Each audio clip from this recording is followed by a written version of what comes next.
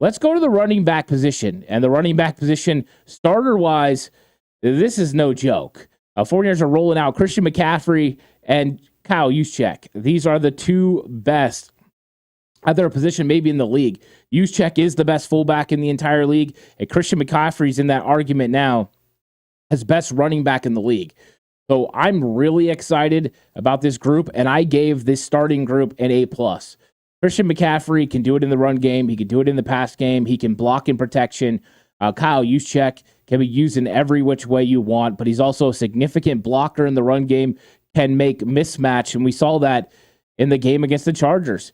He runs just a simple drag route, shuts it down in the zone coverage, makes the catch, gets positive yardage. How many fullbacks in the league can do that? Not very many. Kyle Juszczyk is one of a kind. This running back room with those starters is one of a kind. So A+. Don't exactly just hand out A+, but this one gave it. I thought these two guys are all pros, the best of their positions, so they need and deserve that grade. When we're talking about depth, it starts with Elijah Mitchell. And Elijah Mitchell's very significant for this 49ers team success. If he can spell Christian McCaffrey and still produce at the level he's able to, 10 to 12 carries a game, a couple catches out of the backfield, that's going to be huge. That will play to Christian McCaffrey's longevity as the season progresses. But there's so many questions about Elijah Mitchell staying healthy.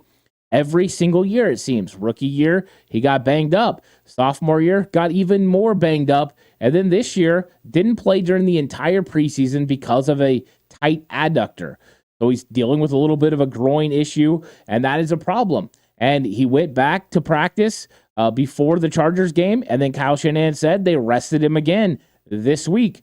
So it's a question mark about Elijah Mitchell, which puts this running back room at a little bit more of a state of flux when it comes to the depth.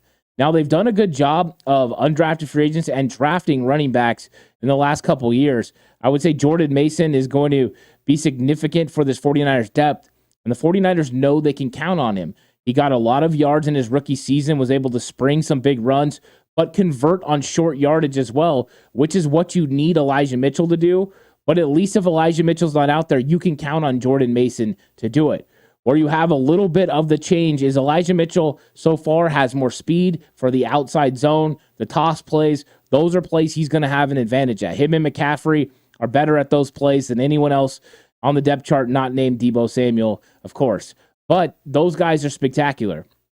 When it comes to Jordan Mason, he has developed as a pass catcher, did really good at running routes all throughout training camp and the preseason, so advancement there. But he's also been fumbling the football. He's been fumbling at training camp. He fumbled in the preseason. So those are things we didn't see in the rookie year for Jordan Mason that he's going to have to work out. Can he get better at it? Absolutely. But those are things you have to objectively look at, and that's something he's going to improve, and I guarantee Bobby Turner is all over him about that. They're not going to be okay with this happening. So you got that, and then you've got Ty Davis-Price. Ty Davis-Price is probably going to be the odd man out from most active day rosters.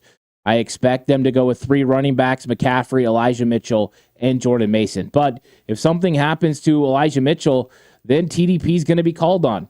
And here's where it gets interesting. Even though TDP showed vast improvement in running the football, in his cuts, in his control and understanding of this offense, I think the problem with him is still pass protection, and which means he's a little bit limited in what he can do.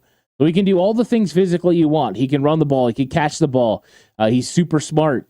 The problem is he just needs to get better at pass protection. So when you start taking a look at the limitations of some of the depth players, whether that's Elijah Mitchell being available for games, question mark, hopefully he is one of my favorite runners. I love his style. Jordan Mason's ability to not turn over the football, and TDP's struggling in pass protection, you have a kind of a little bit of weaknesses here and there that you have to navigate through. So when I looked at it top to bottom, I gave the starters an A+. I gave the depth a B because of those question marks we talked about. But, I mean, these guys could easily fix those question marks. Elijah Mitchell could play, and this could easily be moving up a letter because that's how talented this room is. Just hasn't played up to those expectations yet. Plus, you got, Kyle Juszczyk. But depth-wise, B. Overall, A-. The starters carrying the room a little bit and doing a really good job of helping improve. And this is what it's about, building the best possible room. They've got really great starters, but they got some pretty good depth as well at the running back position. Boy, is that a far cry from a couple years ago when the 49ers were signing anyone and everyone from practice squads because no one was healthy. It's good to have this type of problem on your football team for sure.